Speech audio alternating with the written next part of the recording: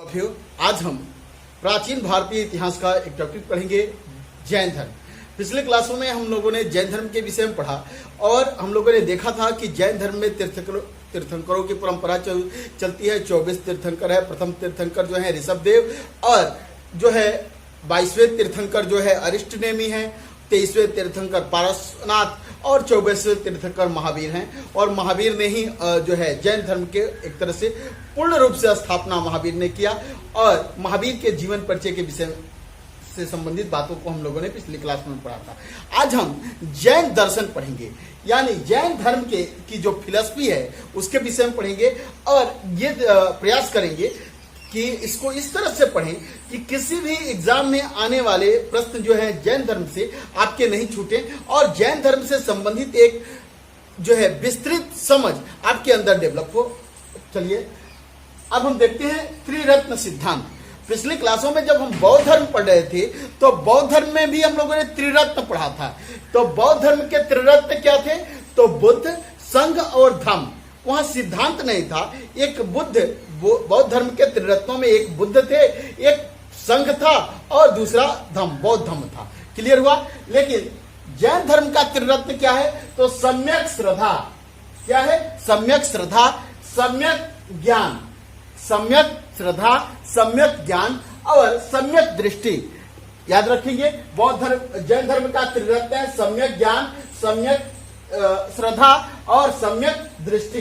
ये तीन चीजें हैं। सम्यक जो है श्रद्धा, सम्यक ज्ञान, सम्यक दृष्टि, ये जैन धर्म के त्रिरत्न हैं। अब देखें कि अब प्रश्न पूछता है कि जैन दर्शन महावीर ने कौन सा दर्शन दिया? तो स्यादवाद का। क्या दिया? स्यादवाद। ठीक है, स्यादवाद को अनेकांतवाद भी कहते हैं। स्यादवाद का ही नाम अनेकांतवाद है और इस स्यादवाद का एक और नाम है। इसे हम किस नाम से जानते हैं? सप्तभंगीय न्याय। सप्तभंगीय न्याय का सिद्धांत या स्यादवाद का सिद्धांत या अनेकांतवाद का सिद्धांत, ये जैन धर्म से संबंधित है। अब स्यादवाद का मतलब क्या है कि जब भी महावीर से कोई प्रश्न पूछा जाता है ईश्वर की सत्ता के विषय में, आत्मा के विषय में, तो ईश्वर के विषय में वो कहते हैं कि शायद है, शायद नहीं है, शायद हो भी सकता है, शायद नहीं भी हो सकता है, शायद हो भी सकता है, नहीं भी हो सकता है। यही 7 तरह के शब्द महावीर अब बोलते हैं। इसी को स्यादवाद कहते हैं। स्यादवाद या इसी को सप्तभंगीय न्याय सिद्धांत कहते हैं या इसी को हम अनेकांतवाद कहते हैं। तो क्लियर हुआ? आपसे प्रश्न पूछता है कि स्यादवाद किस धर्म का दर्शन है? तो जैन धर्म का। और बौद्ध धर्म का दर्शन हम लोगों ने क्या पढ़ा था? क्षणभंगुरवाद। बुद्ध ने क्षणभंगुरवाद का दर्शन दिया। इसके विषय में विस्तार से हम लोगों ने समझा। बुद्ध ने प्रतीत समुत्पादवाद का दर्शन दिया, ठीक है, और क्षणभंगुरवाद का दर्शन दिया। महावीर ने कौन सा दर्शन दिया? तो स्यादवाद, अनेकांतवाद या सप्तभंगीय न्याय का सिद्धांत दिया। क्लियर हुआ? अब देखें, जैन धर्म इस संसार को नित्य एवं शाश्वत मानता है। जैन धर्म का मानना है कि इस संसार का क्रिएशन गॉड ने नहीं किया है, यानी इस संसार की रचना भगवान ने नहीं किया है। महावीर का मानना है कि जो यह संसार है यह नित्य है, शाश्वत है, यह ऐसे ही चलते रहता है, इसकी रचना कोई नहीं किया है, इसका डायरेक्शन इसको संचालित करने के लिए कोई नहीं देता है, यह संसार नित्य है और शाश्वत है। यह प्रश्न पूछता है कि किस धर्म का मानना है कि यह संसार नित्य और शाश्वत है? तो जैन धर्म का मानना है। क्लियर हुआ? अब इसका मतलब है कि इसका रचनाकार कोई नहीं है, यानी इस संसार का रचयिता कोई नहीं है, कोई ईश्वर इस संसार की रचना नहीं किया है, यह संसार शाश्वत और नित्य है। क्लियर हुआ? अब देखें कि जैन धर्म सृष्टि का रचनाकार ईश्वर है या नहीं मानता है। कहता है कि जैन धर्म जो है सृष्टि का रचनाकार ईश्वर है, यह नहीं मानता। जैन धर्म का कहना है कि सृष्टि का रचनाकार ईश्वर नहीं है, यह सृष्टि स्वयं शाश्वत है और यह ऐसे ही निरंतर चलती रहती है, इसका रचनाकार ईश्वर नहीं है। क्लियर हुआ? यानी कि सृष्टि का रचयिता ईश्वर नहीं है, जैन धर्म नहीं मानता।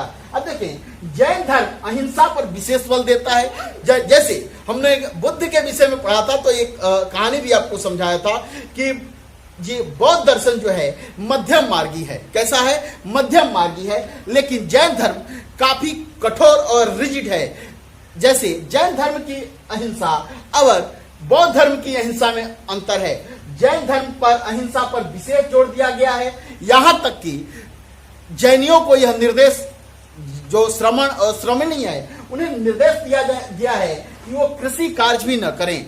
यानी कि क्यों कृषि कार्य न करें? क्योंकि कृषि कार्य करते हुए भी जीवों की हत्या होती है, नहीं करना है। जैन धर्म का मानना है कि इस पर्वत, पहाड़, चट्टान, मिट्टी सब में जीव है और किसी के साथ हिंसा नहीं होनी चाहिए। या जैन धर्म कहता है कि दीपक न जलाएं, क्योंकि दीपक के पास कीट आएंगे और उससे उनकी हत्या हो जाएगी। यह भी हिंसा है। जब भी आप चलें तो अपने मुख पर मास्क लगाकर चलें, क्योंकि बहुत सारे संसार में इस हवा में कीटाणु जो हैं भ्रमण कर रहे हैं, उनका अस्तित्व इस हवा में ही है और आपके सांसों द्वारा उनकी हिंसा हो जाएगी। इसलिए आप मास्क पहनकर चलें, रात्रि में भोजन ना पकाएं, रात्रि में दीपक न जलाएं। इस तरह की परिकल्पना हिंसा को लेकर है और अहिंसा व्रत पर काफी जोर दिया गया है जैन धर्म में। जैन धर्म की अहिंसा काफी कठोर है। उसी तरह से जैन धर्म का ब्रह्मचर्य भी काफी कठोर है। भगवान बुद्ध महावीर कहते हैं कि यदि आप जैन धर्म को स्वीकार कर लिए तो अपनी बालों को मुंडन नहीं कराना है। इस बाल को क्या करना है? एक एक बाल को आपको निकाल देना है, खींचकर नोच कर निकाल देने हैं और वस्त्र धारण नहीं करने हैं। मन क्रम वचन से आपको ब्रह्मचर्य रहना है। इस तरह के ब्रह्मचर्य की परिकल्पना जैन धर्म में है। अब देखें, लेकिन बौद्ध धर्म और जैन धर्म में अंतर समझ लिया। ये काफी रिजिड है, कठोर है। मैंने पिछली क्लासों में समझाया था कि वहां जो है हिंसा जो है, इस तरह की हिंसा की वजह से कि ये बौद्धिस्टों को कृषि कार्य करने की अनुमति है। अब देखें, यहाँ पर युद्ध में भाग लेने पर प्रतिबंध है। यहां तक कि युद्ध में भाग नहीं लेना है, कृषि कार्य नहीं करने हैं, रात में दीपक नहीं जलाने हैं। किसी भी तरह की हिंसा, आप अगर जैन श्रमण श्रमणी हैं तो हिंसा न हो, इसका आपको विशेष ख्याल रखना है। ईश्वर की मान्यता नहीं है। अब प्रश्न पूछता है आपसे कि क्या जैन धर्म ईश्वर को मानता है? नहीं मानता। तो जैन धर्म ईश्वर को नहीं मानता, बौद्ध धर्म ईश्वर को नहीं मानता। अब प्रश्न है कि आत्मा की मान्यता है। हाँ, जैन धर्म में आत्मा की मान्यता है। किसकी मान्यता है? जैन धर्म में आत्मा की मान्यता है। लेकिन क्या बौद्ध धर्म में आत्मा की मान्यता है? नहीं, बौद्ध धर्म में आत्मा की मान्यता नहीं है, ईश्वर की मान्यता नहीं है। जैन देखिए पुनर्जन्म को मानता है। जैन धर्म पुनर्जन्म को मानता है, बौद्ध धर्म भी पुनर्जन्म को मानता है। क्लियर है? अब देखिए, कर्मवाद में विश्वास करता है जैन धर्म। कर्मवाद में विश्वास करता है, कहता है कि जिस तरह के कर्म करते हैं, आपके कर्मों के परिणाम ही स्वरूप ही आपका पुनर्जन्म होता है। यदि कर्मों का प्रवाह रुक जाए तो आपको जो है कैवल्य की प्राप्ति हो जाएगी, यानी मोक्ष की प्राप्ति हो जाएगी, निर्वाण की प्राप्ति हो जाएगी। कैवल्य क्या है? जिस तरह से हिंदू धर्म का मोक्ष है, उसी तरह से जैन धर्म का कैवल्य है और बौद्ध धर्म में उसी अवस्था को निर्वाण कहते हैं। अब देखें कि कुछ साहित्यों के विषय में समझे कि जैन प्रारंभिक जो जैन साहित्य हैं यह किस भाषा में लिखे गए? ये अर्धमगधी में लिखे गए और प्रारंभिक जैन साहित्यों को 14 पूर्व कहते हैं। याद रखें, 14 पूर्व। आपसे प्रश्न पूछता है 14 पूर्व किस धर्म के साहित्य हैं? तो जैन धर्म के साहित्य हैं। जैन धर्म के मूल साहित्य हैं यह 24 पर्व। और किस भाषा में लिखे गए हैं? अर्धमगधी भाषा में ये पुस्तकें लिखी गई हैं। अब देखिए, प्रारंभिक जैन साहित्य अर्धमगधी में लिखे गए हैं। क्लियर हो गया? प्रारंभिक जैन साहित्य की भाषा क्या? अर्धमगधी है। कल्पसूत्र जैन साहित्य है। यह कल्पसूत्र कैसा साहित्य है? जैन साहित्य है। इस कल्पसूत्र की रचना किसने की? तो भद्रबाहु। याद रखेंगे, ये नाम की कल्पसूत्र का लेखक भद्रबाहु है। और कल्पसूत्र जो है जैन साहित्य है, यह जैन तीर्थंकरों की जीवनी है। इसमें जैन तीर्थंकरों की जीवनियां हैं। किसमें? तो कल्पसूत्र में। और यह किस भाषा में लिखा गया है? तो संस्कृत में। याद रखेंगे, प्रारंभिक जैन साहित्य जो है किसमें लिखे गए? अर्धमागधी में। लेकिन ये कल्पसूत्र किसमें लिखा गया है? तो संस्कृत में। किसकी रचना है? तो भद्रबाहु की। भद्रबाहु के विषय में आगे हम विस्तार से पढ़ेंगे। अब देखें कि जैन धर्म सांख्य दर्शन के काफी नजदीक है। किस दर्शन के? सांख्य दर्शन के। आप जानते हैं कि सांख्य दर्शन भारत का प्राचीनतम दर्शन है और इस दर्शन के प्रणेता जो है कपिल है।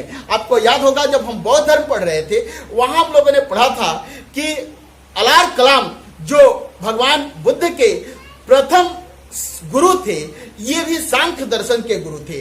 तो जैन धर्म पर किसका ज्यादा प्रभाव है? तो सांख्य दर्शन का। क्लियर हुआ? प्रारंभ में जैन धर्म में मूर्ति पूजा नहीं थी। याद रखेंगे कि प्रारंभ में जैन धर्म में किसी भी मूर्ति की पूजा नहीं होती थी। लेकिन आगे चलकर बाद के दिनों में जो है मूर्ति पूजा शुरू हुई। बाद के दिनों में मूर्ति पूजा शुरू हुई और इसमें किसकी पूजा होती थी? तो जैन तीर्थंकरों की पूजा होती थी। मूर्ति में किसकी पूजा? जैन तीर्थंकरों की मूर्ति पूजा होती थी। तो क्लियर हुआ कि प्रारंभिक दौर में जैन धर्म में मूर्ति पूजा नहीं थी। आगे चलकर इसमें मूर्ति पूजा को समाहित किया गया। आगे हम देखेंगे कि जैन धर्म दो संप्रदायों में बटेगा और कौन सा संप्रदाय मूर्ति पूजा की शुरुआत करता है। देखें, अब देखें जैन धर्म का बंटवारा हो गया। वहां हम लोगों ने देखा था कि बौद्ध धर्म का बंटवारा हुआ था। बौद्ध धर्म जो है पहले स्थावीर और महासंघिक में बटा, पुनः जो है बौद्ध धर्म हीनयान और महायान में बटा।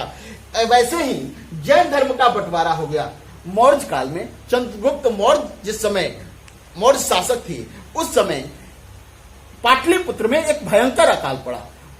ये लगभग 300 बीसी की घटना है। 300 बीसी में पाटलिपुत्र में भयंकर अकाल पड़ता है। उस अकाल में से पीड़ित होकर कुछ जैन सन्यासी जो है किसके नेतृत्व में? तो स्थूल बाहु, दो है, स्थूल बाहु और भद्रबाहु। तो भद्रबाहु के नेतृत्व में कुछ जैन सन्यासी दक्षिण चले गए और जो दक्षिण चले गए उन्हें ही दिगंबर कहा गया। दिगंबर क्या कहा गया? दिगंबर। तो दिगंबर संप्रदाय का नेता कौन है? तो भद्रबाहु है। और अकाल के समय यह दक्षिण चले गए और वहां पर जाकर इन्होंने अपने धर्म की मूलभूत बातों को धारण रखा। लेकिन स्थूल बाहु के नेतृत्व में जो शिष्य जैन श्रमणी पाटलिपुत्र में रह गए, उन्होंने समय के साथ अपने में बदलाव किया और महावीर के मूल सिद्धांत के वस्त्र नहीं धारण करने हैं, मूल जैनियों के सिद्धांत से इन्होंने अपने को थोड़ा सा अलग किया और ये अपने अनुयायियों को श्वेत वस्त्र धारण करने की अनुमति दे दिए। इसीलिए जो स्थल बाहु के शिष्य थे वो श्वेतांबर कहलाए, क्योंकि श्वेत वस्त्र पहनते थे इसलिए वे श्वेतांबर कहलाए। और भद्रबाहु के जो शिष्य थे वो नग्न रहते थे, वो दिगंबर कहलाए। दिगंबर, जिसका दिक मीन्स आकाश, अंबर मीन्स वस्त्र, जिसका वस्त्र यह आकाश ही है वो दिगंबर है। और जिसने श्वेत वस्त्र धारण किया है वे श्वेतांबर है। तो प्रश्न पूछता है कि जैन धर्म किस किस नामों से जाना जाता है? दो हिस्सों में कैसे बटा? श्वेतांबर और दिगंबर कब बटा? तो मौर्य काल में 300 बीसी के आसपास बटा। क्या अवस्था थी? तो आप समझ गए, अकाल पड़ा था। भद्रबाहु के नेतृत्व में कुछ लोग दक्षिण चले गए। इन दिगंबरों को दक्षिण जैन भी कहते हैं। क्या कहते हैं? दक्षिणी जैन भी दिगंबरों को कहते हैं। और दिगंबर मूल जो है जैनिज्म है, मूल जैन धर्म के सिद्धांतों के मानने वाले दिगंबर हैं, महावीर के मूल शिक्षाओं का अनुसरण करते हैं। और श्वेतांबर जो हैं थोड़ा सा समय के साथ अपने को बदल लेते हैं। और श्वेतांबर के जो नेता हैं, संचालक हैं, ये कौन है? स्थल बाहु और दिगंबर के भद्रबाहु।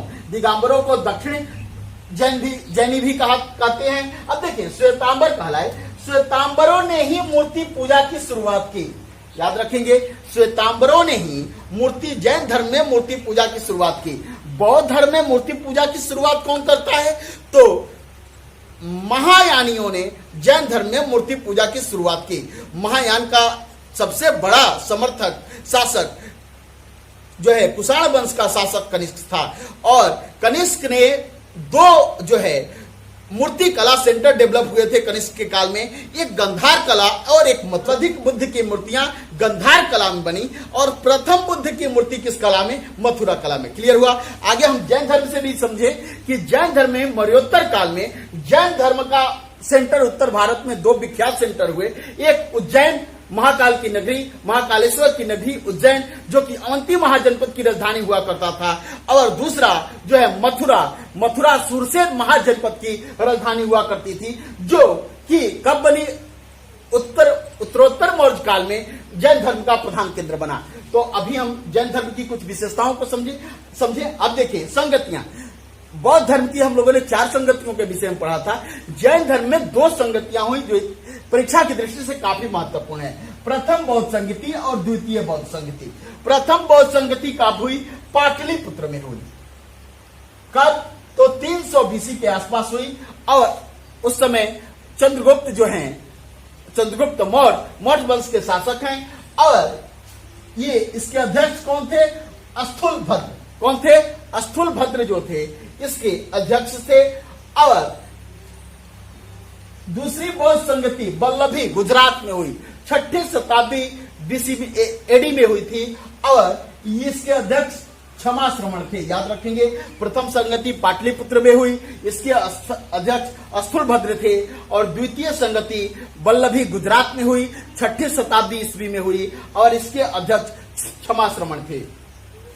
एक और कहानी समझे कि मौर्य वंश के जो संस्थापक चंद्रगुप्त मौर्य थे, चंद्रगुप्त मौर्य ने जो है जैन धर्म को स्वीकार कर लिया। अपने जीवन के अंतिम वर्षों में अपने राज्य गद्दी अपने पुत्र बिंदुसार को देकर वह कर्नाटक चले गए, स्वर्णबेला चले गए, और वहां जैन धर्म की संथारा विधि में जैनी क्या करते हैं कि जल अन्न का ग्रहण करना छोड़ देते हैं और धीरे धीरे अपने को कैवल्य की तरफ, मोक्ष की तरफ ढकेल देते हैं। तो संथारा विधि से उन्होंने अपने जीवन का अंत किया। कौन? चंद्रगुप्त मौर्य। कहां? कर्नाटक के स्वर्णबेलगोला में उन्होंने अपने जीवन का अंत किया, और वह अपने जीवन के अंतिम दिनों में जैनी बन गए। अब देखें गोमेतेश्वर की मूर्ति, यह कहां है? यह स्वर्णबेलगोला में है। कहां पे है? स्वर्णबेलगोला में गोमेतेश्वर की मूर्ति। महामस्तकाभिषेक हर 12 वर्ष पर गोमेतेश्वर की मूर्ति का होता है। आपसे प्रश्न पूछता है गोमेतेश्वर की मूर्ति किस धर्म से संबंधित है? तो जैन धर्म से संबंधित है। और कहां पे है? तो स्वर्णबेलगोला कर्नाटक में है। और इस गोमेतेश्वर की मूर्ति का निर्माण मैसूर के गंग वंश के शासक चामुंड देव ने किया था। गंग वंश के शासक चामुंड ने गोमेतेश्वर की मूर्ति के निर्माण में महत्वपूर्ण योगदान किया। अब देखें जैन धर्म से संबंधित कुछ मूर्तियां, कुछ मंदिर खजुराहो में बने हुए हैं। खजुराहो कहां है? तो मध्य प्रदेश में है। और चंदेल शासकों ने इस खजुराहो के जैन मंदिरों का निर्माण कराया है। जैन मंदिरों का निर्माण करता चंदेल शासक है खजुराहो के। अब देखें एक और जैन धर्म का प्रसिद्ध मंदिर है दिलवाड़ा माउंट आबू पर्वत पे। ये राजस्थान के माउंट आबू में जो है अरावली पर्वत पर एक चोटी है, अरावली पर्वत की सबसे ऊंची चोटी माउंट आबू। उसी शिखर पे जो है जैनियों का एक प्रसिद्ध मंदिर है जिसे हम दिलवाड़ा का जैन मंदिर कहते हैं। दिलवाड़ा जैन मंदिर कहाँ है? तो माउंट आबू में। कहाँ? माउंट आबू कहाँ है? राजस्थान में। यह माउंट आबू पर्वत शिखर किस पर्वत पर है? अरावली पर। तो जैन ये भी मंदिर काफी प्रसिद्ध है, याद रखेंगे। आपसे पूछता है कि दिलवाड़ा का जैन मंदिर कहाँ है? तो माउंट आबू राजस्थान में। किस धर्म से संबंधित है? तो जैन धर्म से। अब देखिए कि हमने देखा कि महावीर ने अपने जीवन काल में ही एक जैन संघ का निर्माण किया था, और इस जैन संघ का निर्माण कर उन्होंने अपने 11 गंधर्वों को सौंप रखा था। उनके जीवन काल में ही 10 गंधर्वों की मृत्यु हो गई। ये जो 11 नवंबर का उनके मृत्यु के बाद 11वां जो गंधर्व बचा रहा उसका नाम है सुधर्मा। बार बार पूछता है कि बुद्ध के महावीर की मृत्यु के बाद कौन सा गंधर्व जीवित रहा? तो सुधर्मा, आर्य सुधर्मा महावीर के मृत्यु के बाद भी जीवित रहे। अब देखिए जैन सन्यासियों को क्या कहते हैं? श्रमण और श्रमणी। तो आप समझ गए। आज हम लोगों ने जैन धर्म के सिद्धांत, सप्तभंगीय सिद्धांत